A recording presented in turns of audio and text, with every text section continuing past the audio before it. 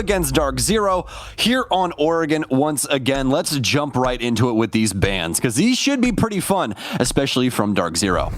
Yeah, we already had some interesting ones in the previous matchup. We're immediately going to go right back into that here, as DarkZero will be banning out oNe. We saw that exact same ban in the previous matchup as well, so it's going to immediately reappear here on Oregon as Team 1 gets their ban up on the board. They're going to be, okay, all right, you're going to ban our operator, we'll ban yours. Now Blitz is gone also for some reason. Oh, no.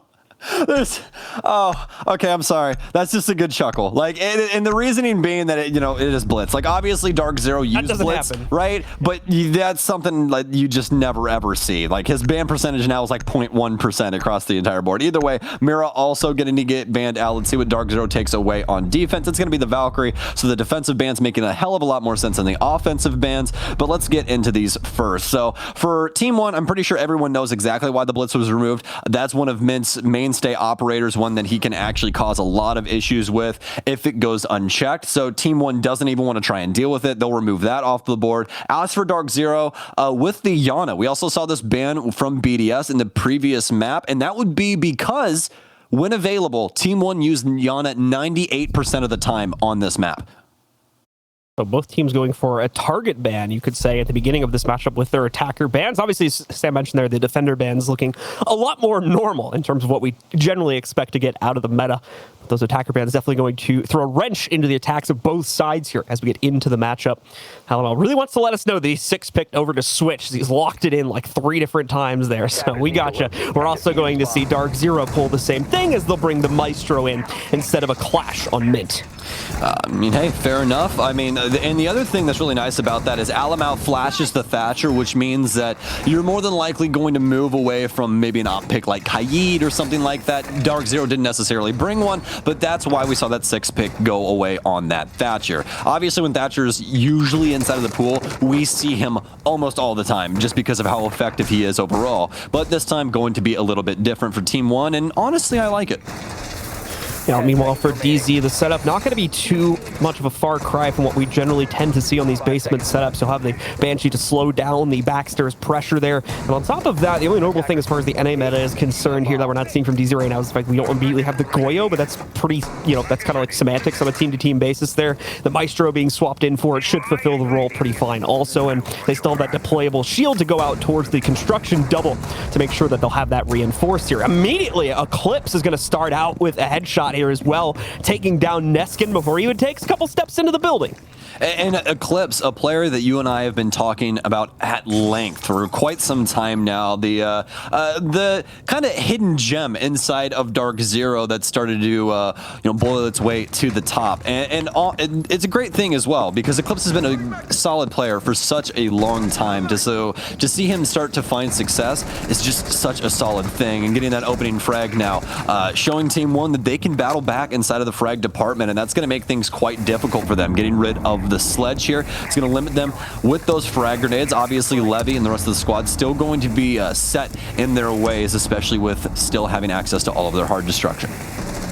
Levy continuing to open things up, more specifically inside of Meeting Hall right now, which will open up the electrical hatch down below. And we'll start to push Team 1 into kind of phase 2 of this attack, where they now need to open up an entry route into the basement, since pushing it outright more often than not leads to immediate death for the attacking side, unless they're able to get a pick to leverage them to the inside of it. So not going to end up seeing a whole lot building up in that department, but we'll have to see how Team 1 look to build it here as we get down to the final minute of the round. DarkZero obviously ready to fend this off, but it seems Team 1 might be ready to throw some aggression at this already here. The nades going in to deal with some of the utility, more than likely a deployable shield or something else sitting down there, be able to knock out a Banshee, remember, around the corner here for KDS also, so needing to deal with that before they can potentially push themselves downstairs. And now we see more work being done on those electrical walls to try at least and open up a better view onto the player by Harry Potter, but unfortunately the players in the site for DarkZero are making that a pretty difficult task. Hyper just shooting out those X-Kairos charges one by one as Team 1 try to get something going here. DarkZero doing a very good job of delay, but just simply waiting for the moment to strike from Team 1. They don't want to try and give this up, obviously. If they progress too far forward, more likely going to lose someone on that stairs engagement. As you can see, Team 1 trying to figure out exactly how they want to take control of Bunker here. Too many bodies and too many crossfires really to worry about right now. Eclipse steps up to the plate, but not able to knock it out of the park. Does deal some damage, though, and it's NJR actually with the first frag on this entry. Team 1 trying to make their way into the site now. A couple of people inside a bunker. KDS doesn't start off strong, as with the rest of the tournament, and oh no, falling to pieces as they walk inside the building. DarkZero with a flawless round here in round 1.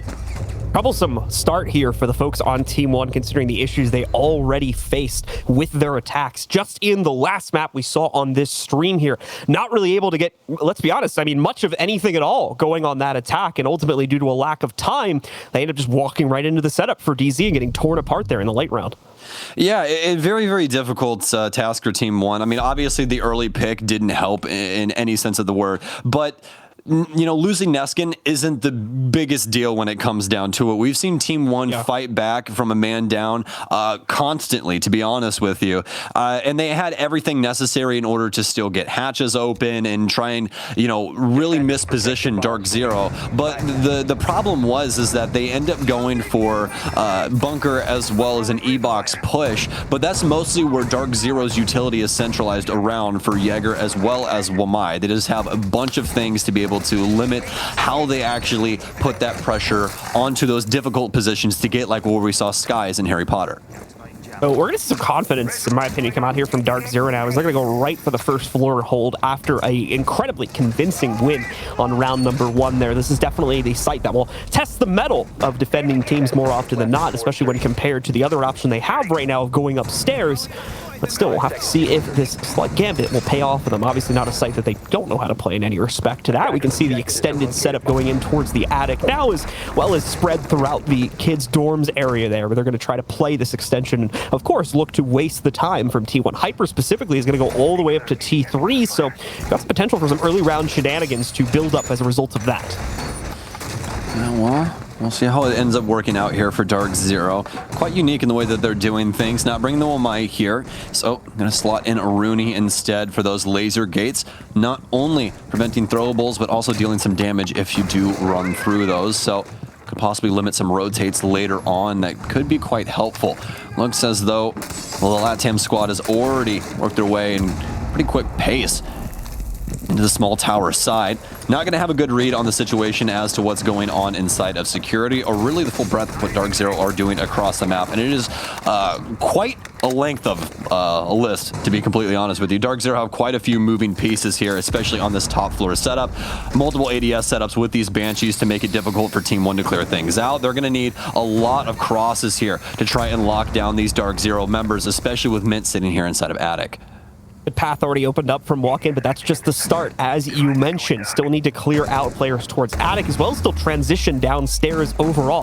The MP goes out, dealing with the Banshee covering Skies right now, so I'll have to play back for a few moments as a result of that, but still going to be safe. No immediate aggressive reaction from Team 1 after getting that EMP grenade up. Just players being positioned on the white stairs now with the possibility to crunch that upstairs hold if they're going to try and push it forward. You can see Alamau in that position now at the top of white stairs with ADS and Neskin supporting from the lurk-in in the hallway as well as the big window. Alamo going to push it forward. He's ready for the duel against Eclipse and is going to be able to take him down. A lot more to be done, though. Needs to get the EMP onto the ground. The good news is, although he has to leave KDS out for dry on the attic push, KDS also picking up his entry, taking down a second player for DarkZero and leaving Team 1 in a 5v3.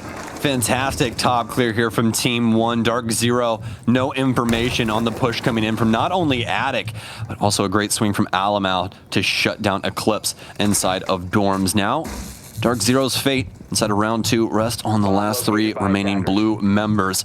See if they're able to get through this. Plenty of utility still in their pocket, especially for Skies. He'll start using those toxic babes up. Has potential to limit 30 seconds here, but doesn't have to jump right back on top of that smoke, obviously, if the plants aren't starting to come through. Excuse me. Team 1.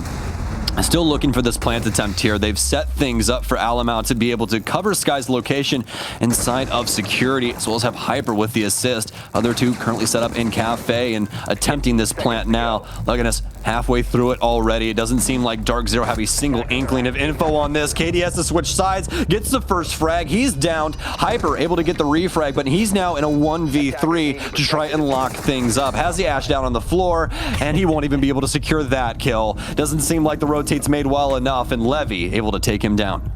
Hyper with the panic spray there at the end, trying to get at least the 1-for-1, but not going to happen. Unfortunate for Hyper there. Unfortunate for DarkZero as well, dropping that second round, paying the price for extending early onto the first floor there, as they're unable to hold on to it due to a very good top floor clear that comes out from T1 Alamau, as well as KDS paying into that, as well as one other player that's escaping me right now from that situation. But either way, incredibly clean job with getting that done. And they already had pressure as well on areas at the bottom of White Stairs towards security, so we're primed the moment they took that upstairs control to transition it into the site. Very smooth work for Team 1. Good to see KDS getting onto the board too. We talked earlier in the last match about how KDS had been struggling inside of his role, so it's great to see that obviously a good round has befallen him there back in round number 2.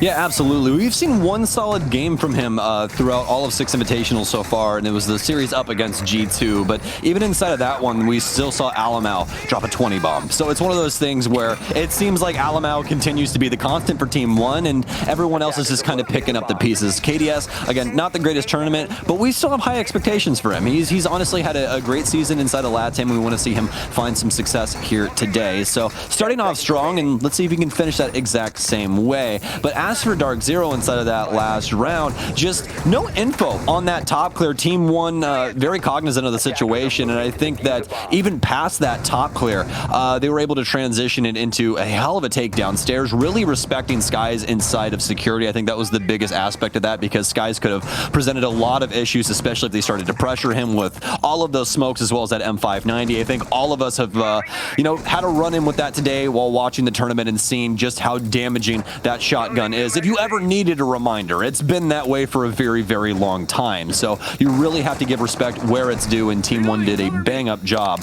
of making sure to lock down that round.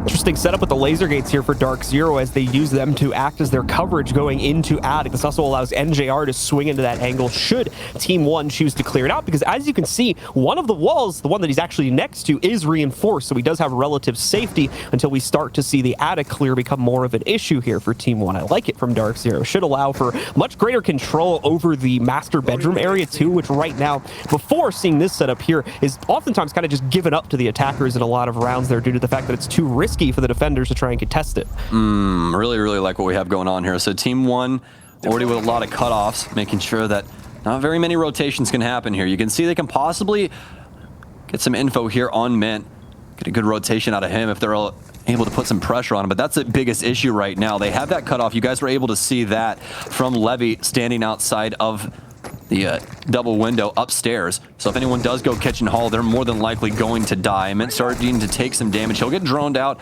on the other end of the kitchen, but it seems like he wants to hold fast. That's not going to work out, though. Some yellow pings come through, and Alamau still as deadly as ever. Problem with that missed shot on the drone there. Mint not able to deal with it. The intel coming in, I believe, from one other drone inside of the room there too, so it gets isolated out. As Sam mentioned, the yellow pings coming in there. DZ is actually going to reinforce this wall they left raw a minute ago there, also due to the fact that DarkZero now down a player, maybe don't want to take a chance on that. Should they lose control, they might need the extra reinforcement either from the inside of attic or even the connector that NJR is playing from right now. Coil shields upstairs, specifically in the big dorms, getting dealt with pretty quickly here by Alamo and some of the other members of Team 1, so should be good to see them transitioning into that execute relatively soon. Don't have as much of a position prime for it, though, is the thing this time. They still have to move quite a few players around, and that's not to mention the fact that DarkZero's own setup on the inside of the site has barely been touched as of yet, so there may be some additional utility concerns here as we get down to the final seconds of the round. DarkZero still with a solid hold across the top floor, and especially with Hyper picking up that big frag onto Alamau, that changes up quite a few things.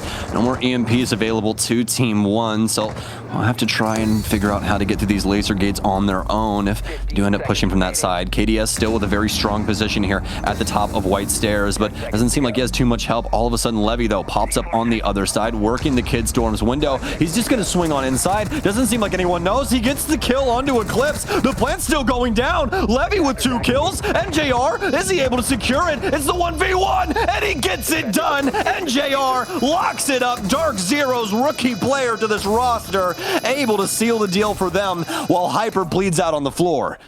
What a close round, given what the build-up to that moment was there. But at the same time, a nice rebound from DarkZero in order to regather control over the site. And of course, get the counter defuse off right here as NJR takes that one. The swing from the window, obviously the big thing that changes that up. It was looking bleak, in my opinion, for Team 1 as they moved up to the execute. They had dealt with the utility in the big dorms and had access from top white stairs, as well as to a certain degree big window, but that was it. It was a pretty one-dimensional push for the most part until they added that window swing into it, causing so much chaos for DarkZero, even within just a pretty contained 2 to 3 second period there, and nearly caused them a loss of the round. But thankfully, a fast rebound there in the clutch, and they still take it upstairs, forcing them back down to the basement for round 4. Great round there from DarkZero, but I think that the setup there from Team 1 is the thing that, we really need to highlight. I'm glad that you talked about that window swing, because that was just so well played from Team 1 there. They're able to get the positioning on not only white stairs, but also get the rappel done and start having people pressure the double window, get that nice cross there. And once noises starts to get made, obviously, inside of the site, pressure from the double window and things like that, he's able to get that swing to go off because not really anyone can hear him. He simply swings inside, Eclipse gets caught off guard, able to find that frag, as well as another one onto the oNe before Levy gets traded out. It was just really well played from Team 1, put them into a clutch opportunity, and just unfortunately for them, not able to win it out.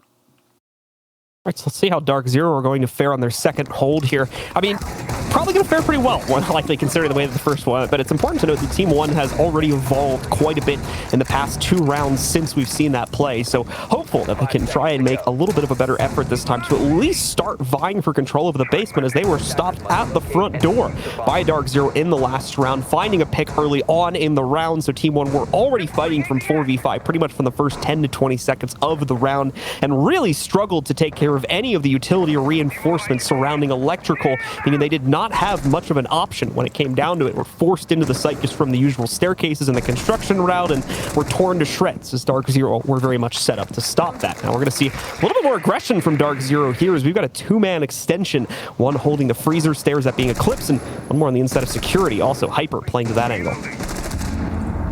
Well, Eclipse loud and proud on this, obviously making sure that tries to bait Hyper as much as possible here, and not in the sense of baiting Hyper, but just try to bait people to their location. Obviously not knowing Hyper's inside in the security area, but instead they're just going to leave the premises, and you can't exactly blame them. Don't have the hatch open in there, so if he does stick around for too long and drones start to roll through, Hyper more than likely going to be in a lot of trouble. Very unfortunate not able to get 4 pellets on that hatch either. I don't think that's going to be able to destroy that, so somebody going to have to come back along and actually pop the rest of that hatch. Either way though, Team 1 making solid progress on this clear, as well as this setup. Just going to start getting things all set up for what seemingly could possibly be a freezer take here, but obviously with Hibana in play as well as the Maverick, they truthfully can go anywhere they damn well please. Just really depends on how this setup goes for DarkZero and what information they get. It's a very similar setup for DarkZero in the way that they were running things before. Hyper back on the Wamai and the Jaeger coming into play for NJR, so still have to worry about Team 1 and how they use this utility. We're going to have that Banshee on the staircase to deal with here, but not too much of an issue for KDS here. A quick swing and a shot of that breaching round, and that will take care of that and open up some access here as they're going to begin to route themselves into this. They know that time is going to be an issue. Oh, for KDS. Kills aren't a problem, apparently, but he's going to have another one. He predicts it as he sees the shadow from Hyper moving up just a little bit early there. Once again, Team 1 set up the early 5v3 advantage. Not looking like it's going to change anytime soon either, as this is all aggression from DarkZero that's gone so poorly for them. Mid has the angle to try and counter this and at least get the trade on the KDS, but that would be a pretty small gesture at this point. Mint might want to think about playing his own life from this point forward instead of looking for that trade. Well, he does indeed have the 81, so there's a drop of a pin anywhere. He's more than likely going to send some shots at it. Some Candela's already in as Ying finally rears her ugly head. It's going to be a trade back and forth, but obviously that favors Team 1. It's a triple kill right now for KDS as he takes down men, but he's killed from Eclipse, who's got the flank. Skies takes down the other one. It's DarkZero out of nowhere, and we're back into a 1 versus 1. It's Levy on Eclipse. Can he get it done once again? Case down, has the shot. He's going to run back, has the pillar control, pre-fires, still has the MP5, but Levy challenges the other angle. He's ready for Eclipse, and he can't get it done. The flank, not good enough for DZ to secure the basement. So many close rounds, and once again we get another one here on the inside of round 4 there. Eclipse nearly clutching it out due to a great flank. Man, it cannot be understated how important Eclipse is to DarkZero right now, specifically inside of bad scenarios. He has brought them back from the brink more often than any player on this roster by far in the past couple months of play. A massive improvement and a rock of consistency to see him performing well even inside of those dire situations. We're going to see a reattempt on the basement coming in here from DarkZero as they think they were close enough to try that one more time. I mean, to be completely honest with you, the only thing that lost them that was NJR and Hyper pushing the back stairs. It's just unfortunate, right? Because the angle initially from NJR, it isn't a bad angle. It's just the fact that KDS pre-fired it. That's really what it was. He was just ready for anyone to be contesting a handful of those different angles. And to be completely honest, if he's going to step into that, you should be sending shots in the first place, swinging off of that staircase, because there's multiple different angles, and usually someone's holding that. And since you have so many angles to worry about from one spot, obviously you're more favored when you have multiple angles for them to worry about. So, you know, it's really well played there from KDS. I just didn't really like the push from Hyper after they lost NJR, especially because when Hyper does push, he gets read out simply by his shadow getting put onto the wall. So it's just another pre-fire from KDS, able to secure 2 kills, and they walk in handedly, taking control of the site, but not before obviously Eclipse had some words.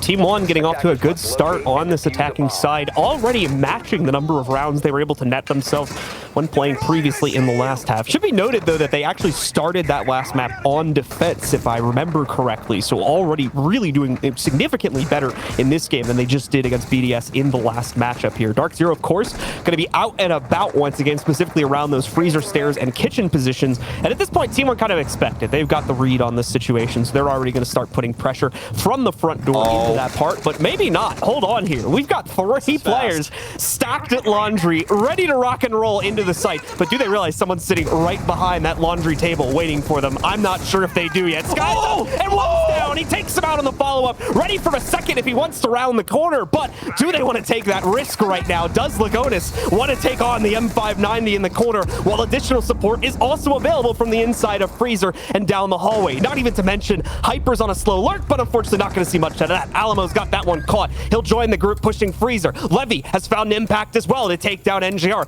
A solid start to this hold from DarkZero, but now the more forward play from Team One is coming back to bite them as they haven't been able to make much of it yet.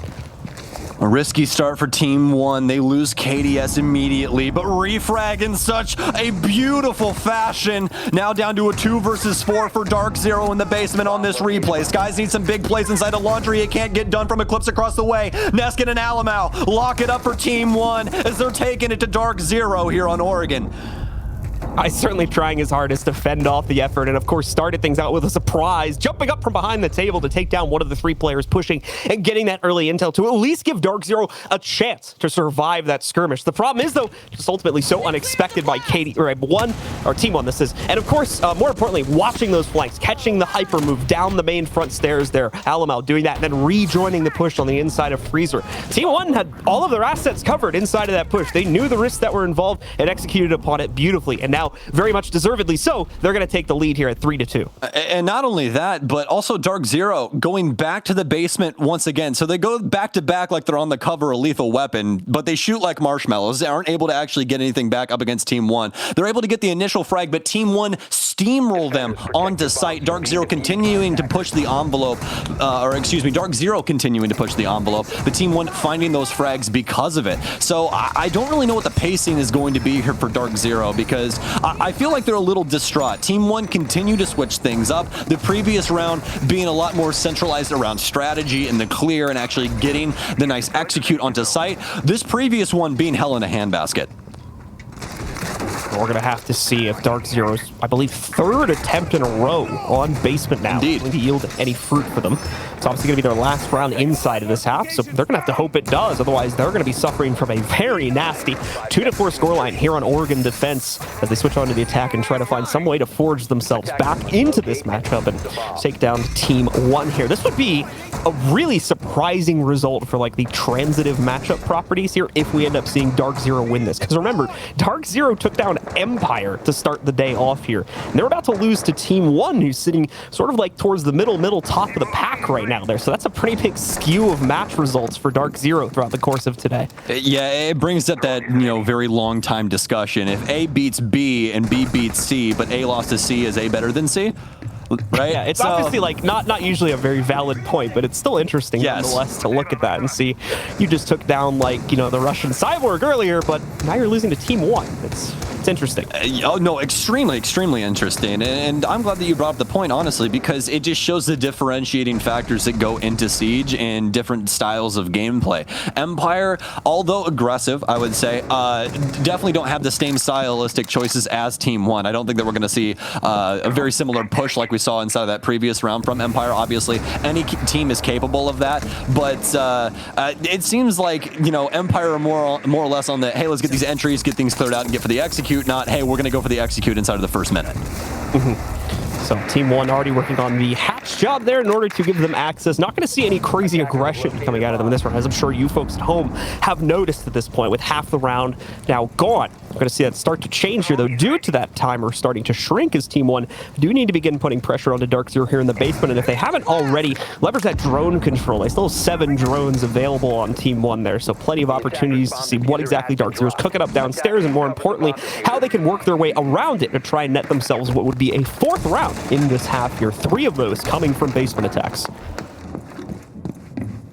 Okay, well, not too much action inside of this one, and this is what we were talking about with the pacing control. Team 1 go from forcing their way down laundry, sledging open a door, and immediately trying to frag people out, contesting the smoke right behind Island, right in the middle of everything downstairs in that laundry area, to now slowing things up, trying to rotate themselves back around over to bunker, but Eclipse has something to say about that. KDS pre-firing through towards the bunker door, but Eclipse instead gets the frag, and that's going to be the opening kill once again. KDS starting to slow down as he's 5 and 5. Levy with 1, Levy with 2, Levy with possibly 3 as he swings down the staircase. DarkZero distraught yet again, and Levy with the 3rd. The pistol, can it get it done? No, it can't. Hyper now locked into 1 versus 3.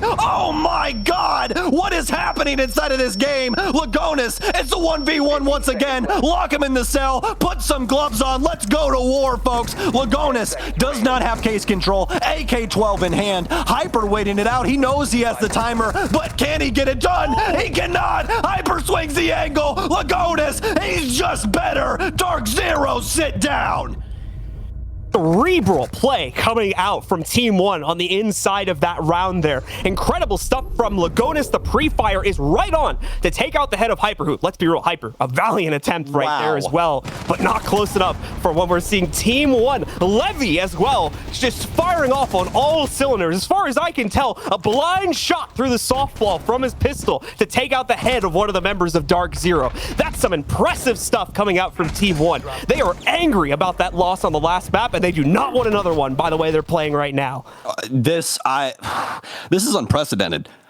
Like Team 1, it's not even a fire that's been lit under them. These guys are, it's just another level right now that they're competing at, especially inside of this frag department. We've been talking about Alamau all day long. KDS finally coming back, and just looking across this entire board, anybody can make a push right now, but we got to highlight the man, the myth, the Levy from Team 1. This guy 11-1-3 right now. Alamau not having the greatest of games, I'll be honest. 4-2-5, but he's more in that, utilitarian role as of right now. His fragging power is not needed. They have Levy for that. And if he continues to shoot this way, I don't see DarkZero getting out of this. They try basement 3 times in a row, John, and fail every single time, all with different strategy from Team 1.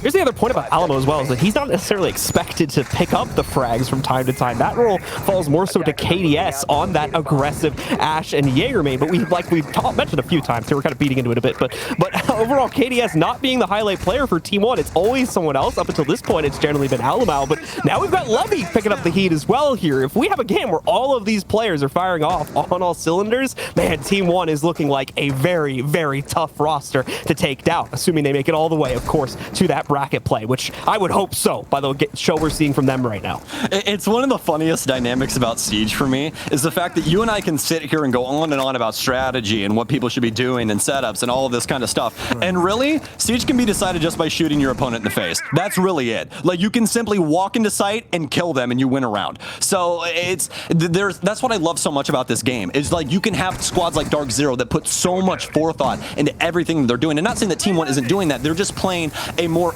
aggressive style sometimes that is really catching DarkZero off guard. They have amazing pacing control, and I think that they're just overall a much more fluid squad than DZ is. And that's why they're beating DZ right now. But obviously the shoe is on the other foot. DZ now on offense, and this is truly where we see if the rubber hits the road.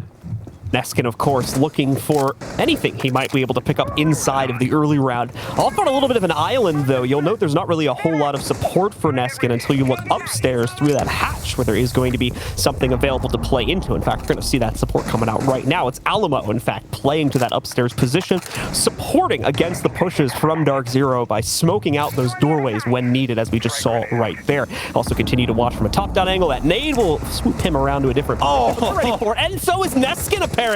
Takes the head off of NJR, once again setting up that opening duel win for Team One, and we'll see what they're able to make of it, because keep in mind, Neskin still in a very tough position here. No safe way to retreat back upstairs, so he's relying on his own gun skill and his teammates' support in order to get him out of here, or at minimum guarantee the 2-for-1. He's got that now, though, with the pickup most recently, and now he's just here to see what else he can find before getting traded. When this went from... right there. Oh my, Neskin! Triple kill! This guy's unstoppable right now inside of Kitchen. Blood on the dance floor and blood all over DarkZero's record right now. They take down Empire earlier, but now they can't take down a single Team One member. And this has gone beyond problematic. This is just a showcase of Team One's ability. DarkZero not prepared for this team to be working their angles, apparently, as Neskin simply walking around inside of the kitchen, ready for DarkZero at every single corner, as well as prepared for the gun-sided side of a split. Pre-fires able to get him, but look, he's wasted so much time. 12 seconds remain. Eclipse finally gets a frag, but they need to get on his site. Eclipse and Mint both still downstairs. Case control in Mint's hand. Doesn't look like he's going to be able to pick up this next frag. He skippers away. It's a nitro cell. Deals some damage to Mint. It's going to get rid. Hey, you know, it's open. Run up the staircase now, but your friend's dead upstairs right outside of the trophy door, so it doesn't really matter. Team One, 4 rounds in a row. Team One just throwing the time away at the end there with the Goyo play, pushing back out, chucking the nitro cell in there for good measure too. Just bleed as much time as possible off of that clock and prevent the outright push from DarkZero. Once again, a masterclass round from Team One right there, specifically for Neskin, of course, but you gotta remember, he's got support upstairs that entire time too. Alamo, and I believe at least one other player, giving him info and making sure that he does not get overwhelmed up until the very end there, where by that point, him dying doesn't mean anything to the overall scope of the round, and the 3-for-1 trade is more than worth its weight. Basement's next up on the bat here for Team One, as they're going to see if they can net themselves their match point next. Yeah, Neskin with that triple, and you can see it right there inside of the replay. He doesn't even move, and he already knows the pinch is coming. He can hear both of them moving on both ends. He's like, okay, they got like 20 seconds left. I'm just going to sit here and let them kill me, and they'll never be able to get upstairs in time. And that's exactly what happened. It's just so well played from Team One, but the thing is that it really wasn't even Team One inside of this round. It seems like every round that Team One is having, an individual steps up and is able to secure it for them in some sort of way. That one being Neskin with that triple. All right, so I believe we are in a pause here just for a moment. I would assume that's DarkZero's pause. We'll probably get confirmation of that in a second, and there it is. Thank you very much, production team. So DarkZero on a pause right here. Going to be taking those very crucial moments to figure out what's been going wrong and what they need to fix, more importantly. Now, obviously not going to focus too much on that Neskin situation. That's just unfortunate play, and the fact that they were giving him so many individual duels while not fully realizing the strength of that hold. This is more about the overall pacing, I think, and the general trend of strategy about how DarkZero need to play it from this point forward. As if they continue to fall into those same pitfalls and make those same mistakes, we're going to have a quick 2 rounds here, and it's going to go the way of Team One. I can guarantee it by the way, rounds we've seen here over the past few. Yeah, and it's not like Oregon is exactly the most offender-sided thing. This thing is damn near split right down the middle, but obviously some bomb sites more effective than others. So defense rolling downstairs, and we're not going to have oNe along to set up her laser gates inside of electrical. So won't be seeing that set up. We do have the oNe though, so the good old-fashioned Jaeger oNe combo will be along for the ride. This is going to be partnered with Leonis on the Warden, so we'll have the glasses to avoid some of these possible smokes coming in from Mint, but mostly the Candelas, where he's more than likely going to be able to contest. And that's actually a really, really solid setup here for them, given the fact that Mint is indeed on Ying, because he's going to be able to be the only one to contest Ying on the entry, because Mint's not going to be able to have that much assistance with it, given that, well, Ying's the only one that has glasses that allows her to see through stunts. The good news for Leonis, of course, is the fact that you're not necessarily going to expect that aggressive Warden play, so might be some opportunities to put dents in the DarkZero execute while those Candelas are still going out. And of course, while DarkZero are somewhat stunned by them themselves, they're still very loud, they still cause a lot of chaos there, and Leonis might be able to thrive upon that. But obviously, that's incredibly conditional, so we'll talk more about that when we actually get into a situation where it's relevant. Levy, of course, trying to play a little bit more aggressively here for Team 1, has the hold to stop the small tower push. They know he's here, but it doesn't matter! Levy with the better angle takes down Hyper, the turret second top frag, I should say, for DarkZero. Eclipse holds that crown right now, but either way, knocking out the Zofia and removing some of the soft breach and possibly more importantly, stun utility from the team here. Okay, it's no longer rent-free. They just live there. That's just kind of how it is. Like, I'm just saying, man. I'm trying to be as brutally honest for everyone at home as possible. This becomes a very, very scary thing, because it all of a sudden becomes a mentality thing. DarkZero get afraid to peek things and take these angles because of stuff like that. They knew exactly where this man was. Still pre-fire, and he instead is proning in the angle and gets the kill onto Hyper. It's stuff like that where you're doing the proper steps, but you're still losing, and it's just so unbelievably frustrating that it really can just make you turn in on yourself, or just make it to where maybe the comms aren't as clean as they once were. We'll have to see if DarkZero can fight their way through this. It's currently 2-5. They have a chance to make a mistake here, although they already have. DarkZero giving so much room for Team 1 to play their game right now, and it's going to become problematic here. But in all honesty, DarkZero don't have much of a choice. They're suffering from the same problem that Team 1 had on the very first round of this matchup. They're down a player. They can't afford to take a massive risk and throw someone into a gunfight where they don't have a guaranteed kill lined up there. That puts them even further into the hole. So they need to play this very cautiously, while at the same time trying to find some way to get aggressive against Team 1 here. And that's not an easy combo to dance between. A very fine line needs to be found right now for DZ in order to make this work. And I'm not sure if it's going to be possible. They're trying to do a lot of drone emphasis into the site right now. You can see it. So many players focusing on it. You can see all these little highlights. I've seen 3 to 4 just in the last couple seconds alone there, as DarkZero look for something, some way to get into this site with a disadvantage. And they're going to choose to go the freezer direction. By the way, things are currently looking, possibly with a little bit of pressure from Laundry as well here. 25 seconds left. They need to start it soon. They've almost got the peak they need to take down Levy, but Levy's going to fall back in just in time too, because the Candelas are swinging in. Oh, Leonis on the bomb chassis now, but it's Alum out to strike first. They knew exactly where the bomb chassis player was. Warden down. It's a 3v4 with 8 seconds remaining. Somebody's got to look at the floor for 7 seconds though, and they have the crosses set up. Team 1 decimate DarkZero once again in round 8, and DarkZero cannot find a single answer for anything being thrown at them. They're sighted into the pocket of our Brazilian squad here. And it's almost full here as they sit with 6 of them now. Just one more necessary, as you folks can see on the screen now, in order to push it over the edge and find a very, very important win here in the group. At 7-2, assuming that this would be the last round. It's not going to be the easiest task, though. From what you can see, the site is going to force Team 1 onto kitchen and dining. We already saw DarkZero struggling with that back in round 2. And now Team 1 will have to try and meet the same site with success this time if they want to end it here. Take a look at the composition from DarkZero. Not seeing a whole lot changing there, save for the Jackal being brought in from Mint. I believe that is a new addition. Yes, indeed. Yes, indeed it is. So we'll have to see if that possibly can assist them with this clear, but the problem is that, well, if we use the shower hallway kill, for example, he's not going to find that guy's feet before they actually work their way to the top of freezer stairs.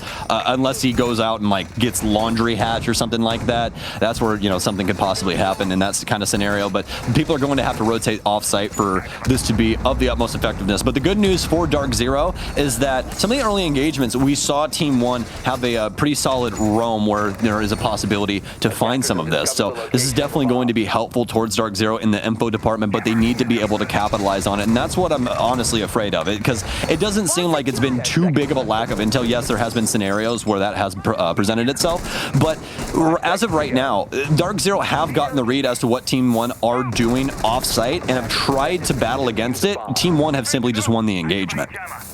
We're going to see a lot of hard breach brought this time for DarkZero as they bring not only the Hibana, but as well the Maverick in order to try and make this effort worthwhile as they look to push their way into the cafeteria split here.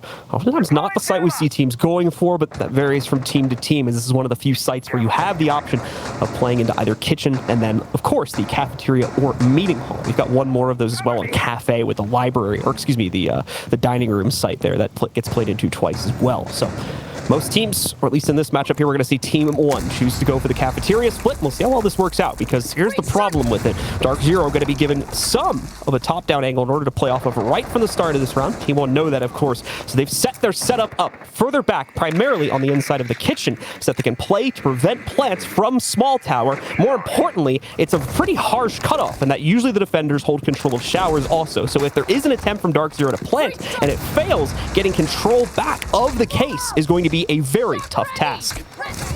Well, Hyper also finding some difficulty trying to get rid of this Banshee. Well, my disc, excuse me, stuck to the ceiling. It's going to steal one of those impacts away from him, but able to get rid of the rest with some concussions and eventually get that dealt with. So looks like DarkZero will have to start breaking up the shower here as well, as start to get more of a read on this Team 1 situation, and it happens yet again. NJR, one of the main fraggers, steps up, and Levy able to take him down. Didn't exactly get to see where the frag was actually procured, but it could have possibly been a run out on the front door.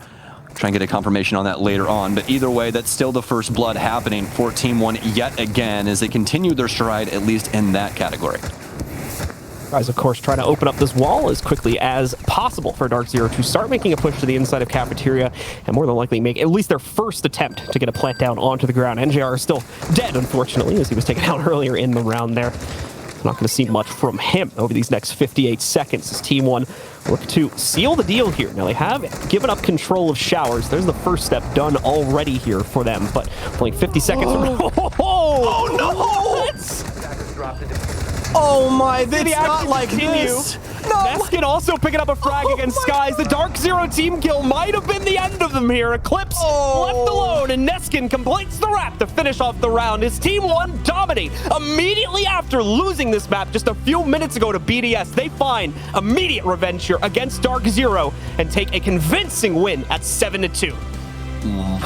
Oh my goodness gracious. DarkZero just tripping over themselves there. I legitimately had my head in my hands for them. That one's gotta hurt. That was not expected inside of that moment there. Neskin just making his presence known at the highest moment that he possibly could. That was such an amazing engagement for them inside of shower, but DarkZero, man, it really, for me, what did it was the swing from Leskin all the way inside of showers, man. Takes him out immediately and then gets traded.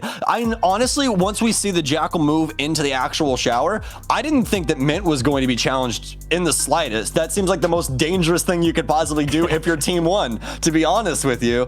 But, you know, sometimes proper judgment isn't the best thing. They swing, immediately get traded, and Levy takes control of the rest of the situation and walks away with it, or excuse me, Neskin does. But either way, what an amazing showing from Team 1 there. And honestly, the highlight of that for me, the pacing on that game, as well as those first bloods just taking it to DarkZero. The coordination from Team 1, certainly something to be respected, at least by DarkZero, not so much the case for BDS. But either way, that's going to close things out for this match. We're going to take a short break. When we do come back, we'll have the analysis team breaking things down for this matchup. And of course, we're also going to get us ready for our next and final match of the day.